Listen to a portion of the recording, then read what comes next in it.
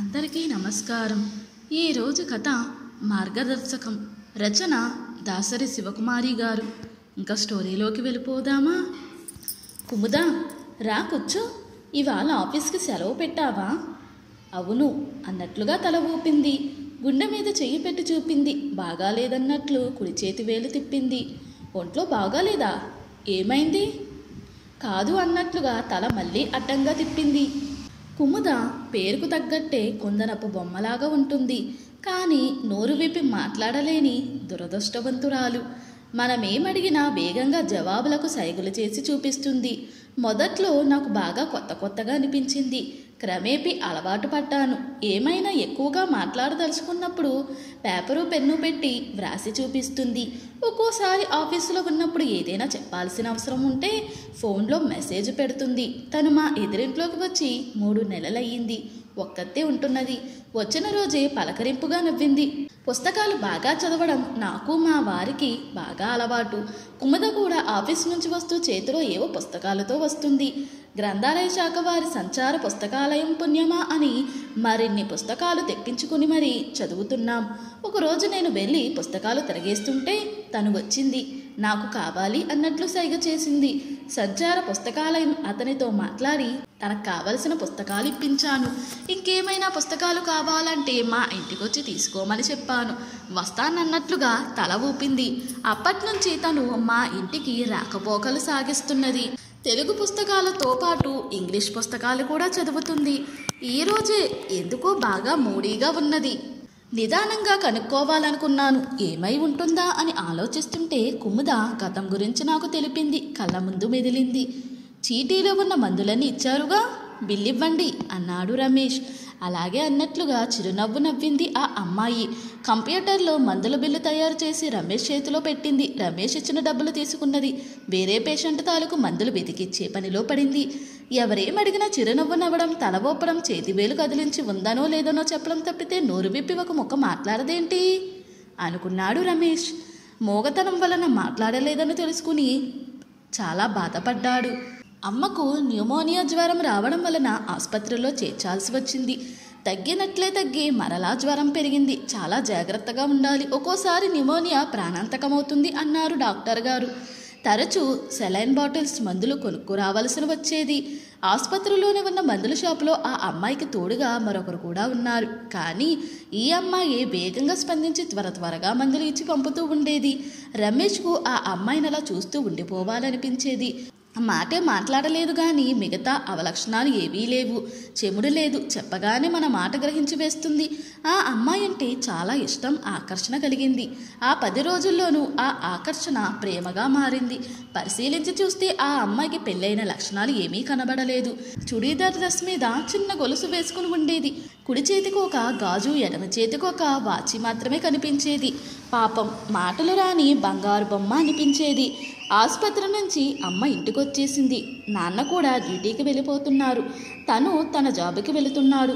1-2 సార్లు ఆ అమ్మాయిని చూడాలనిపించి మందుల షాపు దాకా వెళ్ళి వచ్చాడు. అమ్మను చెకప్ చేయించడానికి నాన్న వెళతానన్నా వద్దని తనే ఆసుపత్రికి తీసుకొచ్చేవాడు. ఆ వంకతో ఇంకోసారి ఆ అమ్మాయిని చూసి వచ్చేవాడు. ఆ తర్వాత ప్రయత్నించి ఆ అమ్మాయి వివరాలు తెలుసుకున్నాడు. తల్లిదండ్రులు నొప్పించి పెళ్లి దాకా తీసుకొచ్చాడు. కోరి చేసుకున్నాడు కాబట్టి రమేష్కు ఏమీ ఇబ్బంది అనిపించడం లేదు. పైగా సంతోషంగా ఉన్నాడు. కుముదను కూడా సంతోషంగా ఉంచడానికే ప్రయత్నించేవాడు. 2 ఏళ్లు గడిచాయి. రోడ్డు యాక్సిడెంట్లో రమేష్ చనిపోయాడు. కుముదకు ప్రపంచమే తలకిందులయ్యింది. కారుణ్య నియామకం కింద పంచాయతీరాజు డిపార్ట్మెంట్లో కుముదకు ఈ ఊళ్ళో ఉద్యోగం ఇచ్చారు. తనకు తెలిసిన కంప్యూటర్ పని కాబట్టి అలవాటుగా తేలిగ్గానే ఆఫీసులో పని పూర్తి చేయగలుగుతున్నది. ఇంట్లో ఉన్న టైంలో కూడా ల్యాప్టాప్ ముందు కూర్చుని మోగా చెమిటి వారికి ఎలా శిక్షణ ఇవ్వాలో కంటితో చూస్తూ ముఖాన్ని ఆడిస్తూ చేతుల్ని తిప్పుతూ సైకిల్ చేయడం నేర్చుకుంటూ ఉంటుంది. తనకు తానే చూసి నేర్చుకుంటూ మరింత నైపుణ్యాన్ని సంపాదించింది. ప్రతి ఆదివారం ఇక్కడే ఈ ఊళ్ళోనే ఉన్న మోగ చెవిటి వారి పాఠశాలకు వెళ్ళి వాళ్ళకు శిక్షణ ఇచ్చి వస్తూ ఉంటుంది. ఆదివారమే కాదు, ఏ రోజు సెలవు వచ్చినా వాళ్ళ మధ్యకి వెళ్ళిపోతుంది. పగలంతా ఆఫీస్ పని, రాత్రిపూట పొద్దుపోయే వరకు పుస్తకాలు చదువుతూ కాలక్షేపం చేస్తూ ఉంటుంది. చదివి బాగా అర్థం చేసుకోగలదు కూడా. తనకంటే చిన్నవాడు తమ్ముడున్నాడు, కాలేజీ చదువుతున్నాడు. తండ్రికి గురుజాడాలో ఉద్యోగం. తల్లి, తండ్రి, తమ్ముడు ఎప్పుడూ వీలున్నప్పుడొచ్చి కుముదను చూసి వెళుతూ ఉంటారు. నోరు లేకపోయినా ఒక్కత్తి ధైర్యంగా ఉంటున్నది. ఆఫీస్కు దగ్గరగా ఉన్నదని ఈ ఇంటిని ఎంచుకున్నానని చెప్పింది. వర్కింగ్ ఉమెన్స్ హాస్టల్లో ఉండడం ఇష్టం లేదన్నది. ధైర్యం గల పెళ్ళే అనుకున్నాను. అలాంటి కుముద ఈరోజు ఇలా డీలా పడి ఉన్నది. ఆరోగ్యం బాగాలేదా అంటే కాదన్నది. అంటే మనసు బాగాలేదన్నమాట. ఏమైందో ఎలా కనుక్కోవాలి? అడిగితే ఏమైనా అనుకుంటుందా? చెప్పే విషయం అయితే తనే చెప్తుందని నేను లేచి వెళ్ళి టీ పెట్టుకుని వచ్చి తనకు ఇచ్చి తాగుతూ కూర్చున్నాను. ఏంటి ఇవాళ కుముదమ్మ ఇంట్లోనే ఉన్నది అంటూ మా వారొచ్చి పలకరించారు. నవ్వి ఊరుకున్నది. బయటకెళ్ళి గంటలో తిరిగొస్తానని మా వారు బయటకెళ్లారు. టీ తాగిన కప్పు తీసుకెళ్ళి సింక్లో కడిగి పెట్టి వచ్చింది. వద్దని చెప్పినా వినదు. మనిషికి శుభ్రత ఎక్కువే, పొందిగ్గా ఉంటుంది. మేమిద్దరం తరచూ వాడే లెటర్ పాడు చేతిలోకి తీసుకున్నది. ఎలా మొదలుపెట్టి వ్రాయాలా అన్న ఆలోచనలో పడింది. ఆ తర్వాత నింపాదిగా వ్రాయసాగింది. ఆఫీస్కు వెళ్ళాలనిపించడం లేదు. ఎందుకంటే సెక్షన్ ఆఫీసర్ బాగా వేధిస్తున్నాడు. తట్టుకోలేకపోతున్నాను. వత్తాసుగా మిగతా వాళ్ళు ఉంటున్నారు. ఎవరికి చెప్పే ఏం ప్రయోజనం లేదు. జాబ్ మానేసి వెళ్ళిపోవాలనుకుంటున్నాను అని వ్రాసింది. అయ్యో, నోరు లేని ఈ పిల్లను వేధిస్తున్నారా? కొలీగ్స్ వేధిస్తే సెక్షన్ ఆఫీసర్తో చెప్పేదేమో, అతనే వేధిస్తే ఎలా? ఇంకా పై ఆఫీసర్కు చెప్పుకోవాలి. ఆ ఆఫీసులు చెప్పినా వీళ్ళు వినాలి, మారాలి. కుముద ఒంటరి ఆడపిల్ల, నోరు లేనిదని గాబరా పడుతున్నది. అక్కడ మరీ ఇబ్బంది అయితేనే ఉద్యోగం మానేసి పోతానంటున్నది. భర్త పోవడంతో అత్తగారింటితో బంధం తెగిపోయినట్లయింది. నష్టజాతకురాల్ని చేసుకుని కొడుకు అకాల మరణం పొందాడని వాళ్ళు కుముద మీదే నిందేశారట. ఉన్న ఆస్తిపాస్తులు మామగారి స్వార్జితం కాబట్టి ఆయన ఇష్టం వచ్చినట్లు చేసుకుంటానన్నాడు. మా వాడిని చేసుకుని మింగేశావు. నీ మటుకు నువ్వు ఉద్యోగం దక్కించుకున్నావు. దాంతో నీ బతుకు నువ్వు బతుకు అంటూ తలుపులు మూసేశారట. ఇక పుట్టింటి వారే ఆధారం. అదృష్టమో దురదృష్టమో ఈ 2 ఏళ్ల కాపురంలో కుముదకు సంతానం కలగలేదు. ఇప్పుడు తనే కుముదకు ధైర్యం చెప్పాలి. ఇటువంటి స్థితిని దాటుకుని కాస్త తెప్పరిల్లితే చాలు. పరిస్థితులన్నీ ఎదుర్కొనే చాకచక్యం కుముదకున్నది. ఇప్పుడు ఆ చాకచక్యం కాస్త మసగేసింది అంతే అని ఆలోచిస్తూ పేపరు పెన్ను నేను తీసుకున్నాను. కుముద, నువ్వింకా ధైర్యంగా ఉండాలి. వెకిలి మనుషులకు భయపడి నువ్వు ఉద్యోగం మానేద్దామన్న అభిప్రాయానికి రావడం మంచిది కాదు. ఏ ఊర్లోనైనా ఏ ఆఫీసులోనైనా ఇలాంటి వాళ్ళు కనిపిస్తూనే ఉంటారు. వాళ్ళ చేత వీళ్ళ చేత చెప్పించిన మీ సెక్షన్ ఆఫీసర్ లాంటి వాళ్ళకు మార్పు రాదు. నీకు నువ్వే అతనంటే లెక్కలేనట్లుగా ఉండు. అవసరమైతే చట్టం సహాయం తీసుకోవచ్చు. నువ్వంటే మీ అంకులకు నాకు చాలా ఇష్టం. నువ్వు బాధపడుతుంటే మాకు బాధ కలుగుతుంది. అంకుల్తో కూడా మాట్లాడతాను. మా ఇద్దరి అండ నీకెప్పుడు ఉంటుంది. మరే భయం లేదు అంటూ వ్రాసాను. అది తీసుకుని చదివింది కుముద. థ్యాంక్ యూ అంటూ పేపర్ మీద వ్రాసింది. ఆ తర్వాత లేచి పుస్తకాల ర్యాంకు వంక చూపించి పుస్తకం కావాలన్నట్లుగా సైగ చేసింది. మనసుకు బాధగా ఉన్నప్పుడు పుస్తకాన్ని మించిన తోడు ఏముంటుంది అనుకుంటూ నేను ర్యాక్ దగ్గరకు నడిచాను. పుస్తకాలు పేర్లు చూస్తూ విప్లవనారి దుర్గాబాబి అన్న పుస్తకం తీసిచ్చాను. ఇది చదువు కుముద. నువ్వేదో విప్లవం చేయాలని కాదు, ధైర్యంగా జీవితం గడపాలని చెబుతున్నాను. జీవితంలో భర్తను చిన్న వయసులోనే కోల్పోయినా కుంగిపోకుండా దుర్గాబాబి తన భర్త ఆశయాలు పూర్తి చేయడానికి ఎలా ముందుకు నడిచిందో గమనించు. భగత్ సింగ్, రాజ్గురు, సుఖదేవులతో పాటు కలిసి దేశ స్వాతంత్ర్య ఉద్యమంలో పాల్గొన్న స్త్రీ. ఎంతో ఆలోచన పరురాలు. తోటి వారి కోసం ఎన్నో కష్టాలను భరించిన శ్రీమూర్తి. ఈ పుస్తకాన్ని ఇప్పుడే చదవడం మొదలుపెట్టు. నీలో కొత్త ఆలోచనలు వస్తాయి. ఆల్ ది బెస్ట్ అని చెప్పాను. కుముద, ఒక్క మాట. ఈ పూట వంట చేసినట్లుగా లేదుగా. కూర ఇస్తాను, తీసుకెళ్ళు అన్నాను.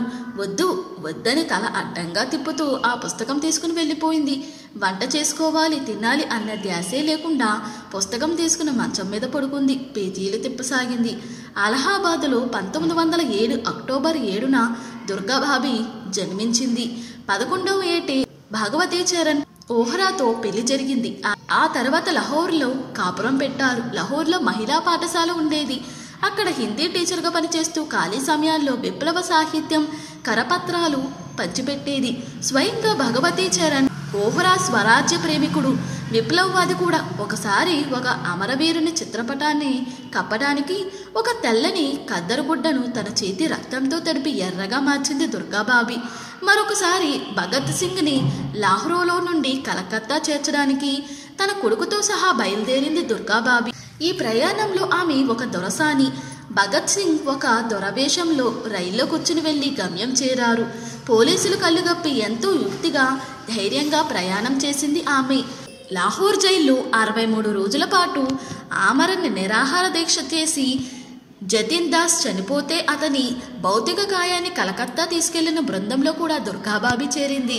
ఏ అరెస్టుకు ఏ జైలు శిక్షకు భయపడేది కాదు. 1930వ సంవత్సరంలోని బాంబును పరీక్షిస్తుంటే అది చేతిలోనే పేలి భగత్ చరణ్ ఓహ్రా మరణించాడు. విషయం తెలిసిన దుర్గాబాబి కన్నీటిని కిందకు జారనివ్వకుండా ఆయన లేకపోయినా ఆయన ఆశయం కొనసాగవలసిందే, వెనుకంజ వేసేదిలే అని చంద్రశేఖర్ ఆజాద్ లాంటి సహచరులకు తానే ధైర్యం చెప్పింది. స్వాతంత్ర పోరాటంలో తన వ్యక్తిగత దుఃఖం ఏ పాటిదని ఆలోచించింది. భగత్ సింగ్, రాజ్గురు, సుఖదేవ్ల ఉరిశిక్షను ఇర్విన్తో మాట్లాడి రద్దు చేయించాలని దుర్గాబాబి గట్టిగా కోరుకున్నది. ఆ పని కోసం గాంధీజీని వెళ్లి కలిసి మాట్లాడింది. ముందు నీవు అరెస్ట్ అవ్వు, నేను విడుదల చేయిస్తాను అన్న గాంధీజీ సూచనను కూడా తిరస్కరించి వెనక్కు వచ్చేసింది. ఆ రోజుల్లో ఆమె ఎక్కడికి వెళ్ళినా చివరకు బాత్రూంకి వెళ్ళినా రివాల్వర్ను వెంటే ఉంచుకునేది. అంత జాగ్రత్తగా మసులుకునేది. పోలీసులు ఎదురుపడినప్పుడు చాకచక్యంగా మాట్లాడేది. కొన్నిసార్లు అరెస్ట్ అయింది, జైలు శిక్ష అనుభవించింది. తనకంటూ ఉన్న ఆస్తినంతా దేశ స్వాతంత్ర పోరాటం కోసమే ఖర్చు పెట్టేసింది. ఆ రోజుల్లోని 40,000 రూపాయలు పోగొట్టుకున్నది.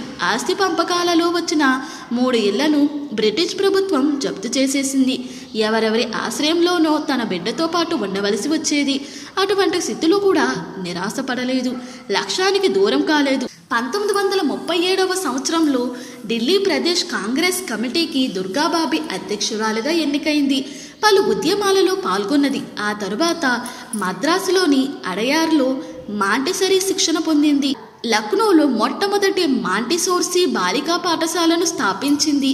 తర్వాతి రోజుల్లో ఆ పాఠశాలే కో ఎడ్యుకేషన్గా మార్చబడింది. ఇంటర్ కాలేజీగాను రూపొందింది.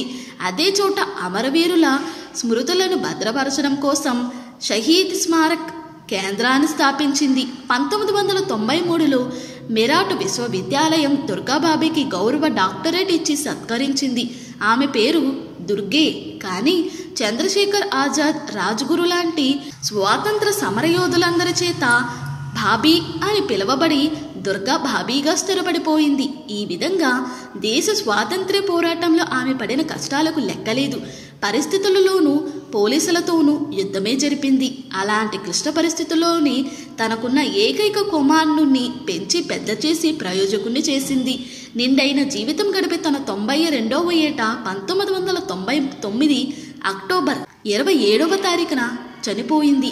ఇలాంటి వివరాలన్నీ చదవగానే కుముద కనుకొనల్లో నీళ్లు నిలిచాయి. మనసులో దేశభక్తి పెళ్ళుబికింది. పరవశురాలైపోయింది. అదే సందర్భంగా తన్ను తాను పరిశీలించుకున్నది.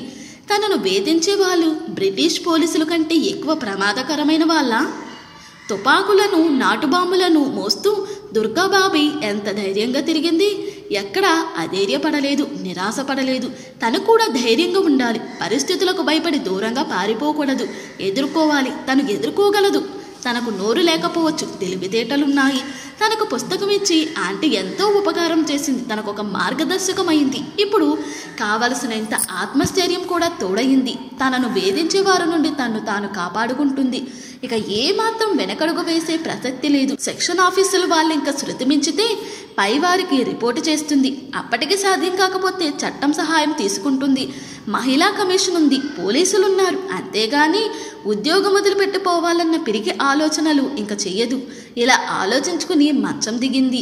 శుభ్రంగా వంట చేసుకుని భోజనం చేసింది. మర్నాడు కొత్త ఉత్సాహంతో, కొత్త ఆలోచనలతో ఆఫీస్కు బయలుదేరింది. ఇప్పుడు తను తనకంటూ ఒక ధ్యేయాన్ని ఏర్పరచుకుంటుంది. తనలాంటి వారికి తన చేతనైన సాయం చేస్తుంది.